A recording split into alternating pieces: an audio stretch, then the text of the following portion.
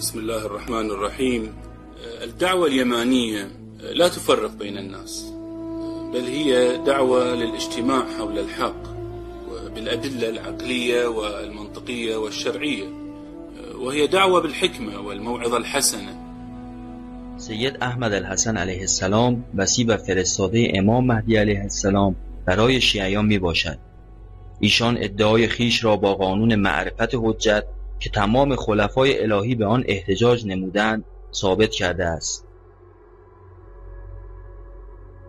به وصیت رسول الله صلی الله علیه و آله احتجاج نمودند که هم متواتر معنوی است و هم دارای قرائن صحت است و نیز موافق اصول ثابت عقاید شیعه می باشد. وصیت نگهدارنده از گمراهی است، از این رو تنها صاحب آن به وصیت احتجاج می کند. ایشان به علم الهی حجت را بر همه مردم اقامه نمودند، حل متشابهات در قرآن و روایات و تورات و انجیل، همچنین جمع کردن بین علم و دین با نوشتن کتاب توهم الهاد که پاسخی است بر نظریات علمی. دعوت به حاکمیت الهی شعار همیشگی ایشان است. دعوت به خداوند تبارک و تعالی با حکمت و موعظه حسنه. دعوت به حاکمی که خداوند او را تعیین نموده است و پرهیز و اجتناب از معادلات مادی و سیاسی. سید احمد الحسن از علمای همه ادیان طلب مناظره و مباهله کردند تا حجیت خیش را ثابت کنند، اما پاسخی دریافت ننمودند جز استهزاء و تکذیب.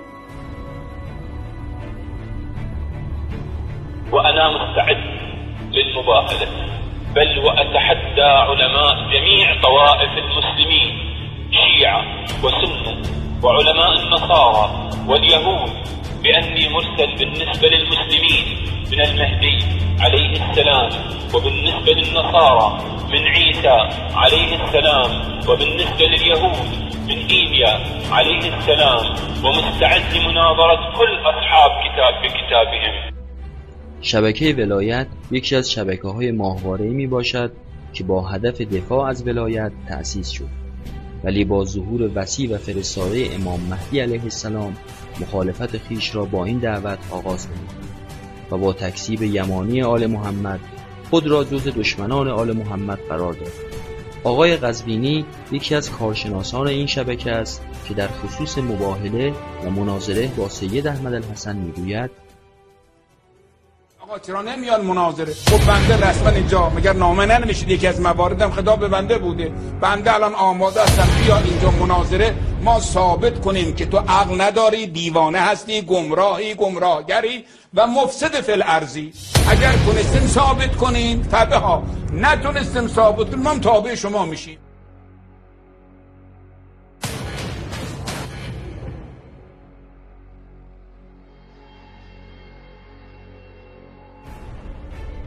بعضی از مراجع ما فتوا به ارتداد و وجوب قتلش دادن، بعضی از مراجع ما فتوا به ارتداد و وجوب قتلش دادن، بعضی از مراجع ما فتوا به ارتداد و وجوب قتلش دادن، مثل حضرت آیت الله محائری. اینها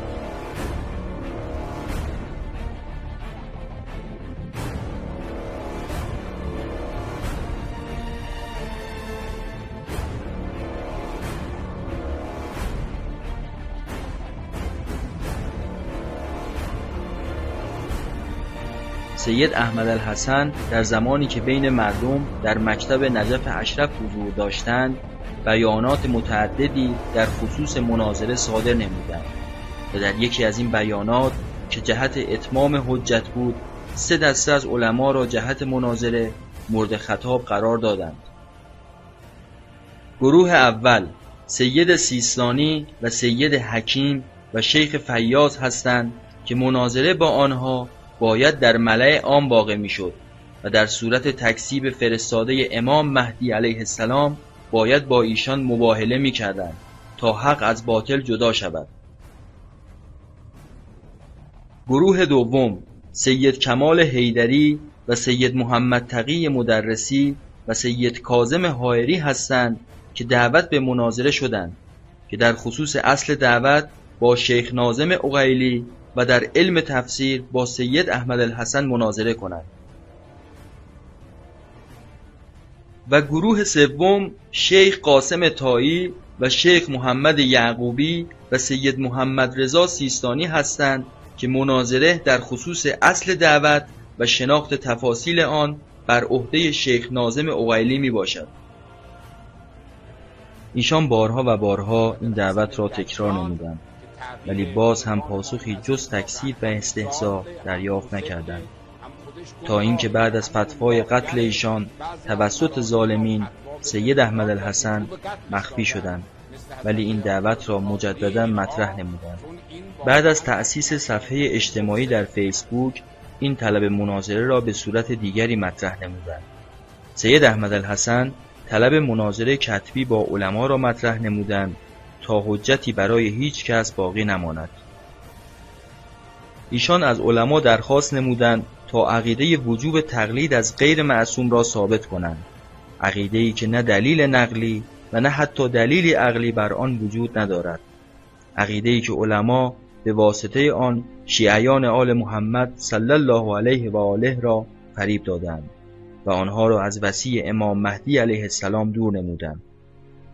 همچنین از تمام مراجع شیعه چه در قم و چه در نجف درخواست کردند تا کتاب وصیت مقدس نوشتار بازدارنده از گمراهی را رد علمی کنند.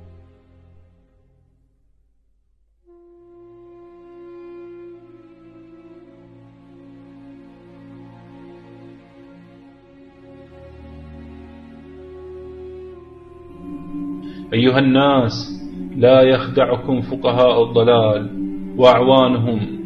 اقرأوا، ابحثوا، دققوا، تعلموا، واعرفوا الحقيقة بأنفسكم.